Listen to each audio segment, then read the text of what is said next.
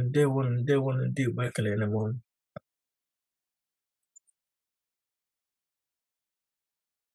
Igbo ya dịkwuru unu na mma, ya dịrị unu na mma.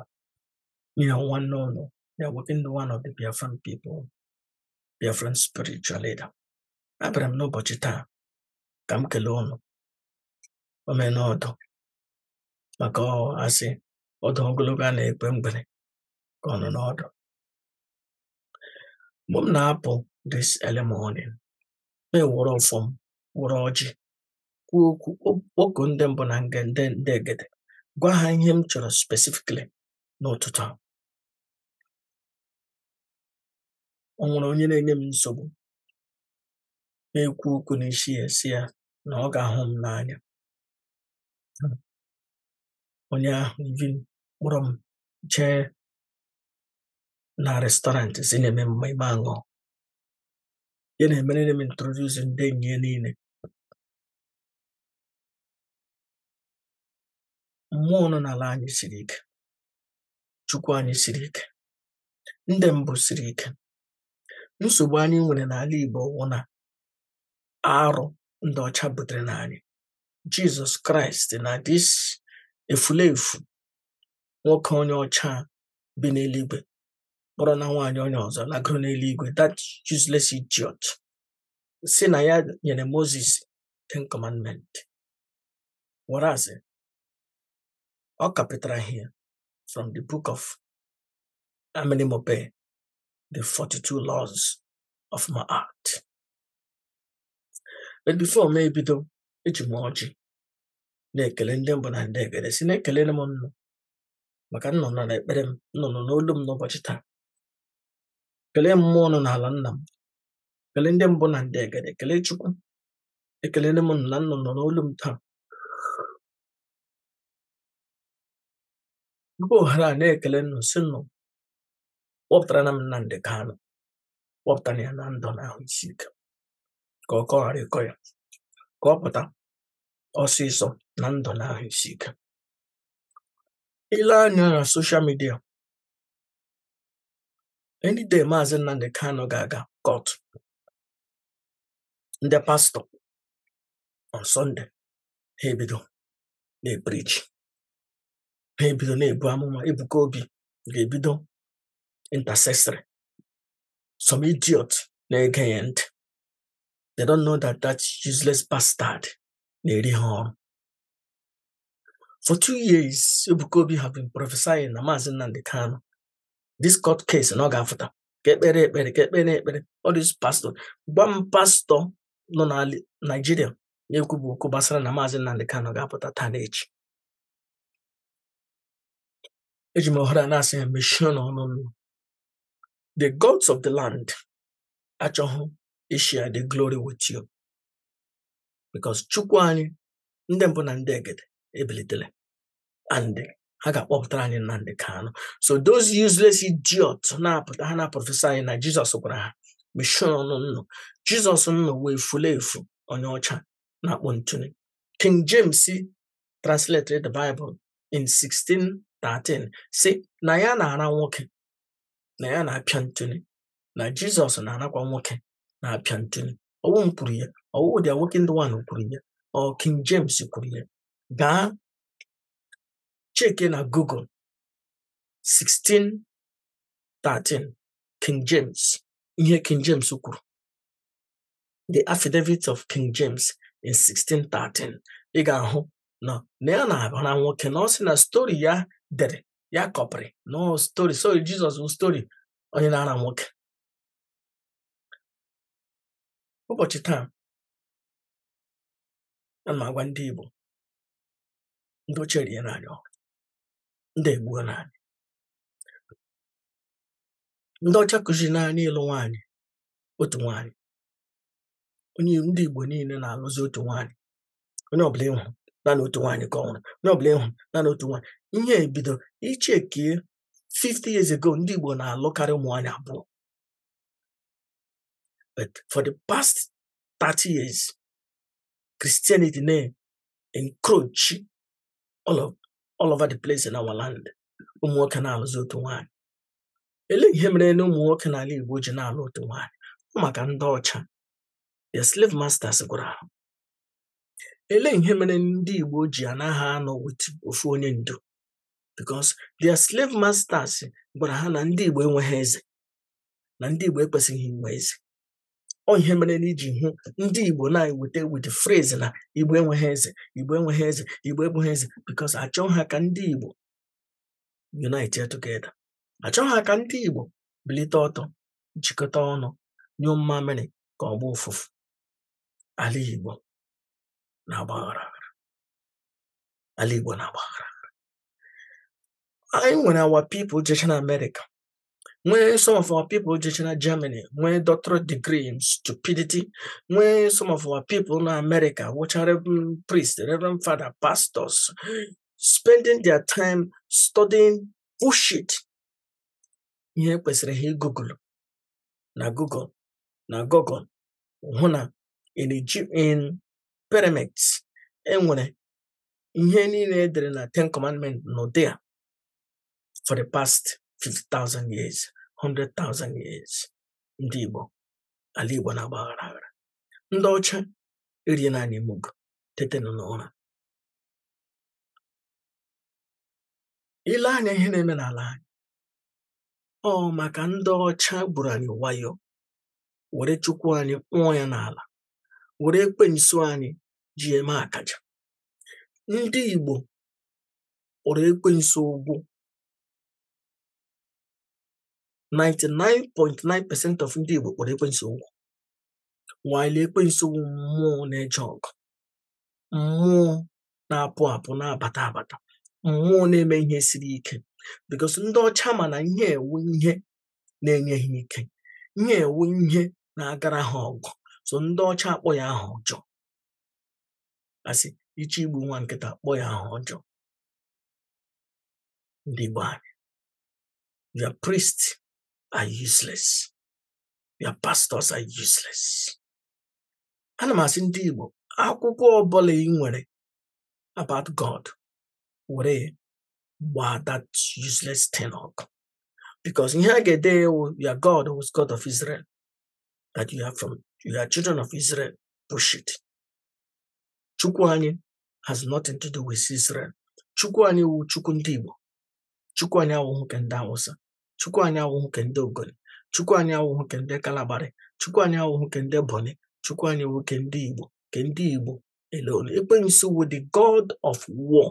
Mmụọ na-apụ apụ, mmụọ kara aka, mmụọ na-aga ọgụ, mmụọ siri ike. All along, you have been listening to all these idiots that got their inspiration from the slave masters and how to bullshit. But now they are working the one apotala ebage, because I have seen the behind of the Paiwan Tapa. Ndị Igbo, ọ ga-adịrị anyị na mma. Ọ ga-adịrị unu na mma. Ala Igbo na-agba aghara aghara. Ile anya ihe na-eme n'ala Igbo na ọbara na-awụ n'ala Igbo, mmụọ nọ n'ala Igbo adịghị happy na ndị Igbo na-egburikọta onwe ha. O nwere ihe a na-akọ asị na ndị Igbo na-egbu si ụmụnne ha, na-atụrụ ụmụnne ha, na-ere ụmụnne ha, na-anara ụmụnne ha ego. Ama amụma ihe isiokwu. But ya enwe onye Igbo na-eme ụdịrị ihe, wepụ aka gị, maka ihe ewu ihe ala Igbo sọ nsọ. Onye Igbo ịtụrụ nwanne ya ree, onye Igbo iwere nwanne ya ree ya, gbuo ya maka ihe ego. Ala Igbo na-agbaghara. Ile anya ihe na-eme, 99% of ndị IPOB bi na diaspora emene Maazị Nnamdi Kanu abandon. Ile this idiot na ha with the DOS, enwere ha another leader, which is Chikedoziem. Some other group is somebody else. Buffering. Ọ maka the slave masters gwara ndị Igbo na ndị Igbo enweghị eze. Ndị Igbo onye Igbo can stay with one wife daga ya nwụọ, but onye Igbo agaghị akwụrụ gidigbam with one person as onye ndu ha.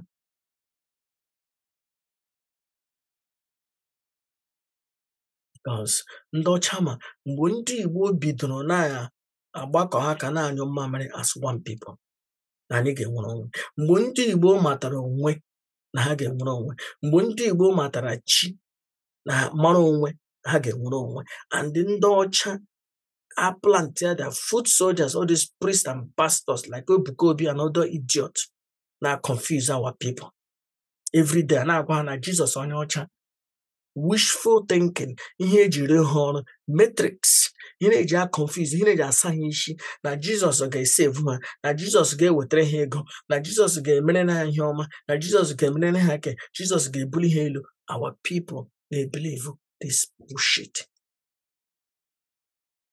Ihe ejiri ha ọrụ. Ala Igbo na-agbaghara. O nwere ihe m chọrọ ịrụta aka. Ahụrụ m nsogbu Maazị Nnamdi Kanu n'ime ya could have been avoided, or should I say nsogbu anyị nwere n'ala Igbo could have been avoided. Ya bụrụ na Maazị Nnamdi Kanu gere ntị.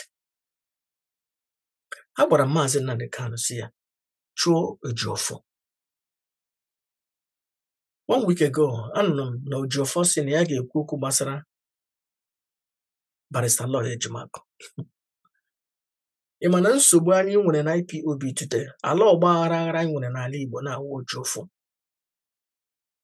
Because Ejiofor was sending contrary messages to Simon Ekpa, telling Simon Ekpa that Maazị Nnamdi Kanu asked him to take over, while Maazị Nnamdi Kanu didn't say so.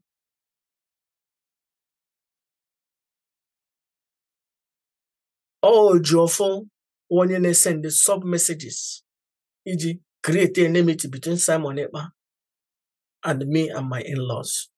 Ejiofor na-send the sub messages, he create chaos enwere today in IPOB. Agbara Maazị Nnamdi Kanu chụọ Ejiofor, chụọ Chikedo, replace Chige deputy director, so that ke asalesi ya Chikedozie. And ya wụ na Maazị Nnamdi Kanu mere, anyị anaghị nwe this problem anyị nwere n'ala Igbo. Anyị anaghị nwe nsogbu anyị nwere na IPOB.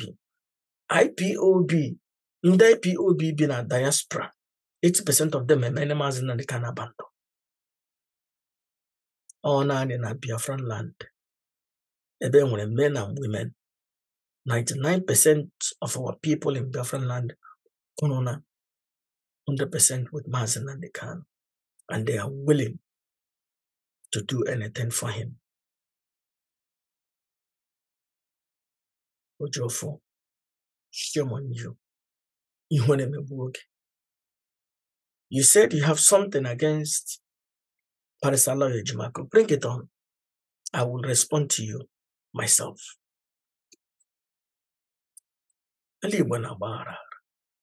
Anyị nwere nsogbu n'ala Igbo. Ala Igbo na-agbaghara. Ekelere m Chineke, na-arịọkwa Chineke ka Maazị Nnamdi Kanu ka ọ pụta na ndụ na isi ike, ka ọ dịrị ya na mma. But ile anya, ndị niile Maazị Nnamdi Kanu trọstụrụ, ha niile disappointed na Maazị Nnamdi Kanu. Maazị Nnamdi Kanu achọghị itinye nwanne na any leadership position, because ka ọ ghara ịdịka nepotism. But leenụ ndị niile o tinye n'ọkwa, ha niile eriela ya ụgbakọrọtele, ha niile egbuola ya mma mmiri. Lee ndị DOS echenjiela ha bank account IPOB worldwide, change coordinators worldwide. Ha swear a new allegiance to Chikedozie. Ndị ka ọzọ swear a new allegiance to their new leader. We nwere 3 leaders in IPOB, 2 leaders in IPOB, another leader in so-called underground IPOB.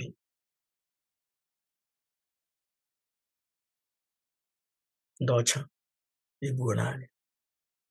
But ama m na an awakened mind a na-eri ya ọhụrụ. Ị mara Chukwu, Chukwu amara gị. ga-amara onwe. Ịmara onwe ga-enwere onwe. And awaken the mind and a real job. As long as our people continue this bullshit of Obukobi, bullshit, that this Jesus or onye oshi efulefu na-akpọ ntụni, anyị ga-enwere onwe, anyị ga-amara onwe. Pụta mgbe anyị tetere n'ụra, mata na Chukwu anyị, chi anyị, Maazị Nnamdi Kanu wụ onye ụmụ ihe, children of light, ụmụ Chukwu. Before ndị ọcha abịa n'ala anyị, anyị enwere ụmụ ihe. Before ndị ọcha na-abịa n'ala anyị, anyị enwere ụmụ Chukwu. Before ndị ọcha na-abịa n'ala anyị, anyị enwere arọ ndị Izọgụ, anyị enwere arọ Chukwu. Elee ihe kọwara na gị? Chukwu nọ anọ before ndị ọcha abịa. Enwere some of all these idiots, ndị dibịa, ndị oshi, this business useless idiots, some of them, ha na-asị na Chukwu na ụka na ọdịnala bụ ofu ife. Ụka wụ arụ. Ụka wụ ihe ndị ọcha butere n'ala anyị ka ejiri anyị ọrụ, ka eji enslave anyị. The more you look, the less you see. Ọdịnala na omenala ndị Igbo wụ ihe mgbe gboo, ihe si n'aka Chukwu bịa. Usoro si n'aka Chukwu, si na ndị mbụ na ndị egede bịa. Arụ Christianity wụ arụ ndị ọcha butere n'ala anyị, ndị arụ ga-ala. Ndị Igbo mara na onwe, tete nọ n'ụra, mara na Chukwu. You all have been hypnotized. Eriene n'ọrụ. Enwere some of our brothers na-eje ala bekee study China.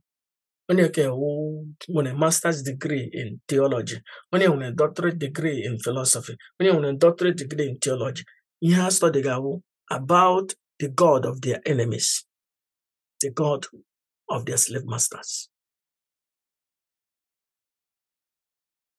Chukwu anyị siri ike. Ndị mbụ na ndị egede gara aga siri ike, kajara akaja. Ndị Igbo mara na onwe, tete nọ n'ụra, ụnụ mara onwe. Ọ ga-adịrị ụnụ na mma. Eji m ohere a na-ekele barrister lawyer Ejimakọ. Asị m barrister lawyer Ejimakọ, jide nke iji maka nke iji kara aka. 95% of applications edere worldwide concerning Maazị Nnamdi Kanu were written by barrister lawyer Ejimakọ. Applications Ojiofo submitted to court everywhere. Yari 4 of them were written by barrister lawyer Ejimakọ. And the reason Maazị Nnamdi Kanu is not in prison today because of the incompetency of Ojiofo. And I wished Maazị Nnamdi Kanu listened to my advice. He will put that idiot from day one. But Maazị Nnamdi Kanu ga-apụta, aga m asị ya, the first thing ga-aje say, why do you allow this man to screw you up? Ele ihe mere iji hapụ Ojiofo ka ọ raa gị left and right, back and front? Why? I don't know why. I don't know. Ala Igbo na-agbara nsogbu nọ n'ala Igbo. And maka ndị Igbo amaghị onwe, maka ndị Igbo ama Chukwu, ndị Igbo mara Chukwu, ha ga-amara onwe. Ha mara onwe, ha ga-enwere onwe. Ekelere m unu. Adịrị unu na mma. Ekpere m bụ ka Maazị Nnamdi Kanu pụta na ndụ na isi ike, ka ọ pụta.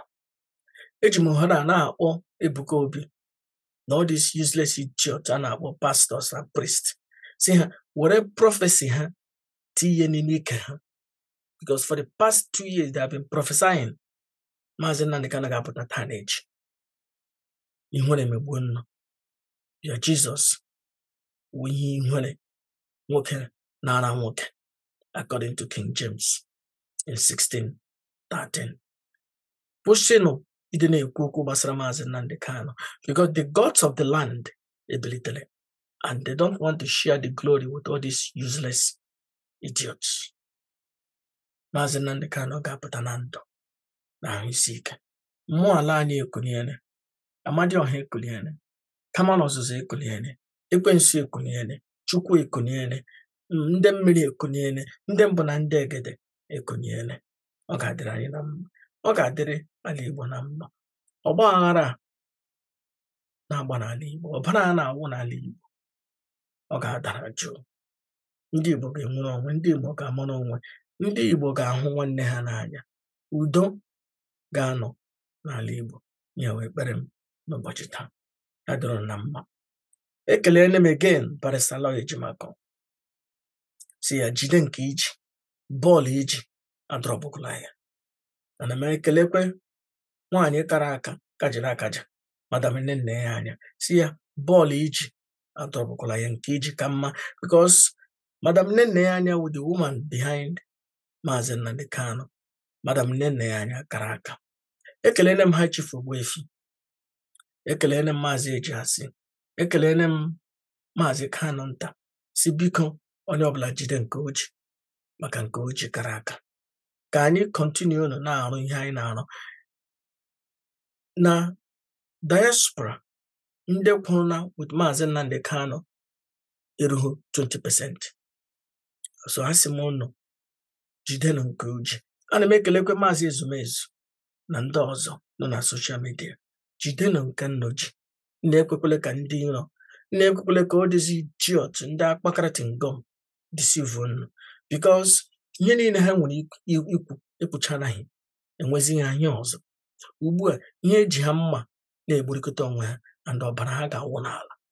Otu hụ njikwa onye weta ogeji adị, ha ga-egbu onwe ha one by one, because ha wụ ndị nshi.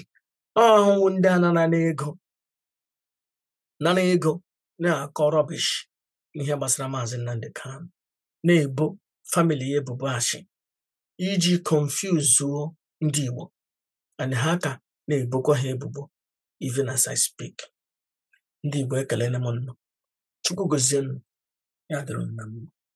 Maazị Nnamdi Kanu ga-adị ka echi, maka echi a na-agwụ agwụ. Ọdịnala ndị Igbo ga-adị ka echi, omenala anyị ga-adị ka echi, maka echi a na-agwụ agwụ. Peta arụ ndị ọcha butere ga-ala, ọbịarabịa ga-ala, arụ ga-ala n'ala anyị. Jizọs Kraịst efulefu, nwoke na-ara nwoke na-akpọ ntụnye wa arụ, and arụ ga-ala n'ala anyị. Ya dịrị na mma. Ndewonu. Mma.